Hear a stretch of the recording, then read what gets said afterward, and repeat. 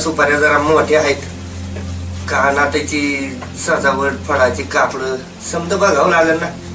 नको दादा, त्याची आता काय गरज नाही. मुंबईला जाऊन जप्ती कारकुनाची नोकरी करीन मग. कालच तसं पत्र बी मिळालं.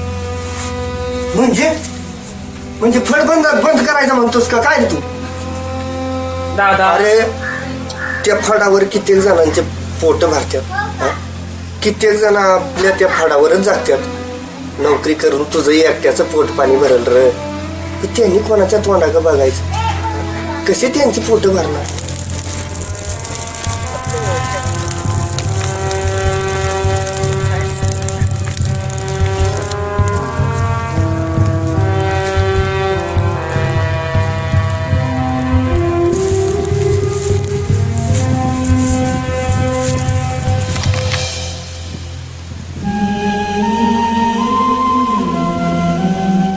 अरे जीवनात संकटे येतात म्हणून का त्याला असं पाड लावून पळायचं नसतं.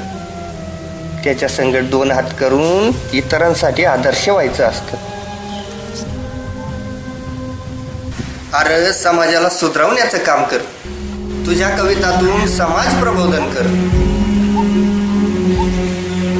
जसा हवेमध्ये प्राणवायू असेल तसा चराचरी हा प्रभू असेल.